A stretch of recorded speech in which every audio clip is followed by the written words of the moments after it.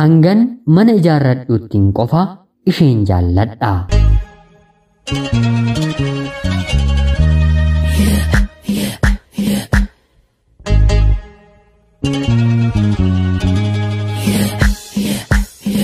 Ani maqaan kiyyaa Loomee Qaan jedhama. Kanan dhaladheetti guddadhe jiituu Oromiyaa keessatti yeroo ta'u barnoota kiyyallee haala ulfaataa fi baay'ee rakkisaa ta'e keessatti kutaa tokko hanga 10ffaatti baradheera.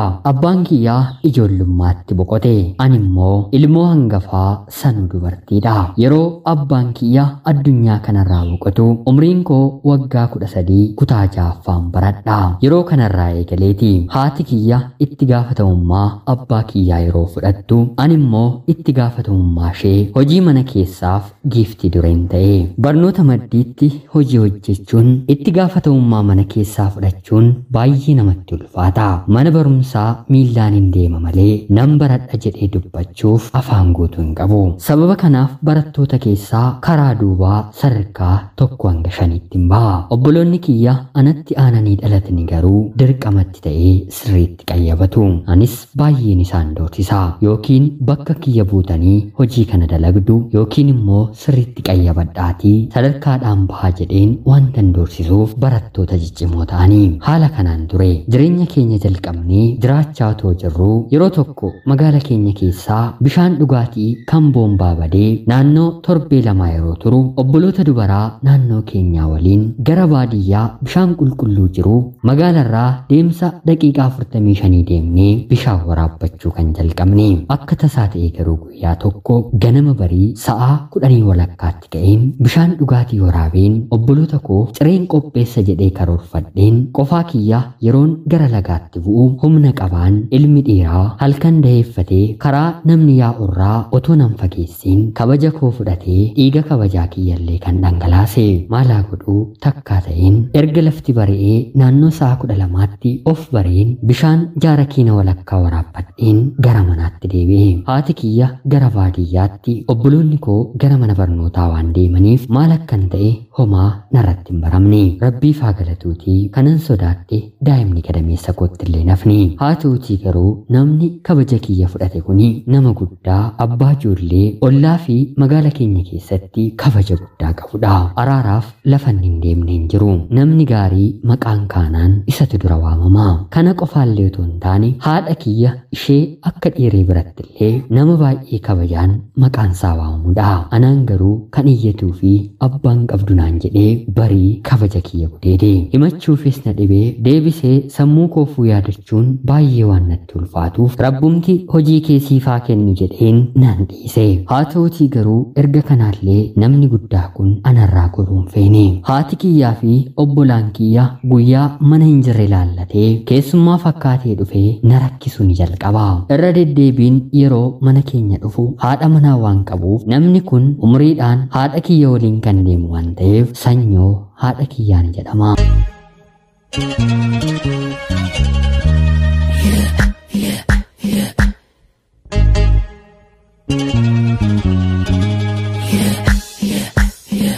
Yeroo kanatti haati manaan saallee dhageessee dhuftee haadha koo waliin walitti buuti. Manni keenyi yoo guddate meetira 50 walirraa fagaata. Bahaa fi galma harmee koo to'achuun hanga kanaatti satti ulfaatu. Yeroo haati kiyya uffata adii yookiin immoo naxalaa akkanumallee gasoo madaabaraa qabattee gara baadiyyaatti qajeeltu ilaallatee na bira dhufa. Yoo fedhe qarshii naaf kenna. Yoo fedhe immoo uffata shittoo dibata garaagaraa bitee dhufa. Gaafa qarshii fi dibata naaf fidu fuudheen giphii koo keessa kaawwadha.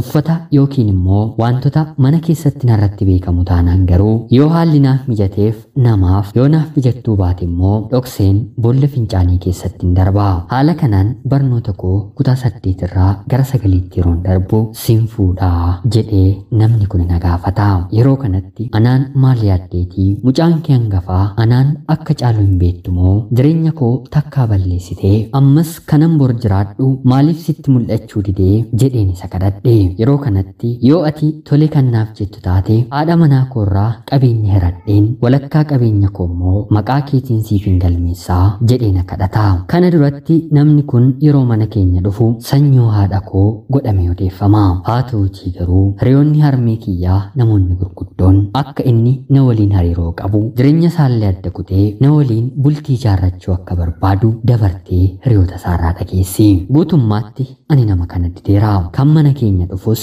haala laallateeti. Erga haati kiyya dhageessee kan hafe nattaafu malee ati biyya kanan jiraattu jettee ijji nama salphaa kana akka nan argineef magaala gara biraatti na ergite. Rabbiif haa galatuutii nama kanarraa boqonnaa argadheen barnoota koo hanga kutaa 10ffaatti illee nan baradhe. Haa ta'uutii garuu carraan maatirikii waan naaf hin dhufneef carraa koo yaaluuf paaspoortii baafadheen viizaa gara biyya ambaatti nan ergadha.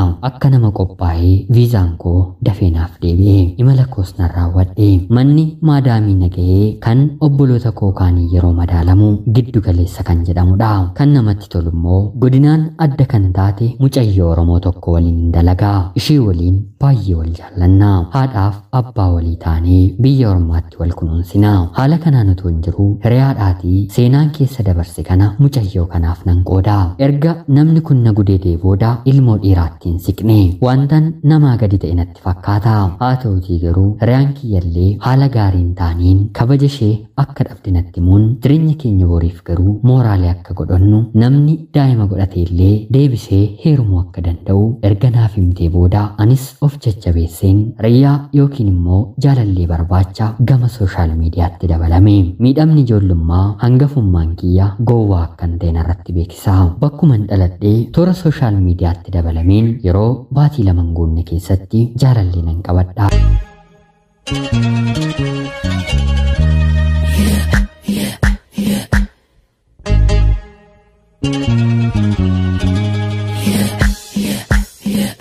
Labbiin kiyya jaalalaaf qalbii bilisaa argatee waan hin beekneef salphaatti hin jaalladhe. Dhuguma kan koo akka ta'etti yeroo hunda natti dhaga'ama. Maqaa isaatu hirriba yookiin immoo boqonnaa rafu naaf kenna. Ganama yeroo bariin ka'u maqaa isaatu arraba koorra jira. Haa ta'uutii garuu inni akkan isa jaalladhu hamman isa jaalladhu nama na jaallatu miti. Wanta kana ani salphaatti bira ga'uu waan hin dandeenyeef qarshii naaf ergi yeroo naan jedhullee kan inni na gaafateen olitti nan ergaafi maalan jedha. Nama waan tokko hin beekne waan hin tureef lafuma namni irra deemu jaalallee koo kanaaf hin ta'a. Booddee riyaa koo waliin si barsiisa jedheen naannoo baatii jaa erga waliin hin ture booda mucayyoo waliin hojjennu waliin jaalallee koo kana waliin barsiisa.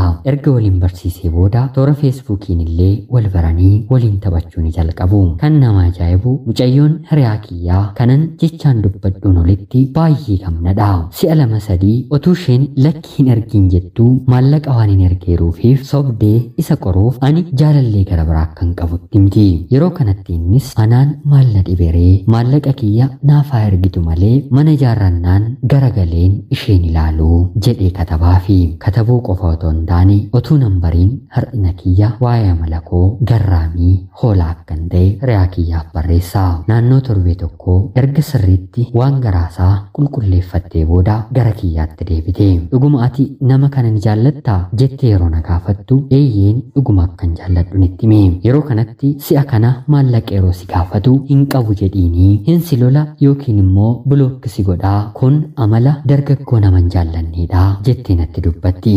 Akkuma isheen jette guyyoota muraasa booda maallaqa naaf ergi jedhee yeroo na gaafatu hin qabu jedheen deebiseefi galgala na lolee bilookki na godhee guyyaa 2 booda dhiifama na jedhee na waliin haasa'uu jalqabe. Yeroo kanatti riyaa kootti yeroon himu hanga tokko gochaan argiteettaa anaaf inni yeroo torbee 2 keessatti wanta haasofne siif ilaalcha akkamii akka inni qabu ilaalii dubbisinaan jettee akkaawuntii feesbuuk isheenaaf kennite. Yeroo kanatti argeen anaaf jaalala jalqabaadhaatii boo'ee nyaata na dhowwee garaa na dhukkubee mana yaalaan deeme. Rabbiif haa galatuutii akkatti bilookki nama godhan iyyuu hin beeku riyaan koo bilookki naaf gootee erga sanaa afura baafadheen jiraachuun jalqabe. Nama jaallatan dhiisuu yookiin immoo irraa fagaachuun tarii ni ulfaata ta'a. Haa ta'uutii garuu miidhama kiyyarraas ta'ee gowwummaan koo kan na barsiise namni faayidaa barbaaddatuuf qofa nama barbaadu akka jirudha. Faayidaa sana nuti dhorkinee jennaan nu waliin hin dhaabbatu. Maallaqa kiyya baatii jaana nyaateera.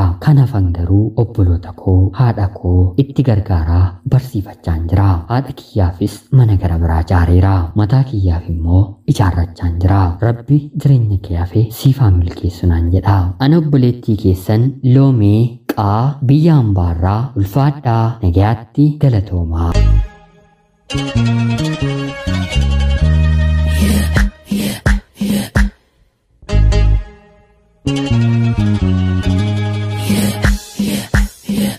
Yooyyaa shamaa akkam jirtu kabajamtootaaf hordoftoota qophii Oromiyaa 24 nagayaaf jaalalli tokkummaan bakka jirtan hundaatti hunduma keessaniif haa ta'u jecha guyyaa har'aallee xalayaa obboleettiin keenya Loomee biyya Ambaarraa nuuf ergite isiniif dubbiseen hin ka'a. Akka isin irraa barattanii hubannoo cimaarraa argattan homaa shakkii tokkollee hin qabu. Obboleettii keenya ergaa kee kana nuuf qooduu keetiif guddaa galatoomi jecha kabajamtootaaf hordoftoonni qophii Oromiyaa 24 yaada jajjabinaa obboleettii keenya deeggaruu danda'u komentii jalatti akka qooddanii fi kabajaan isin gaafadha.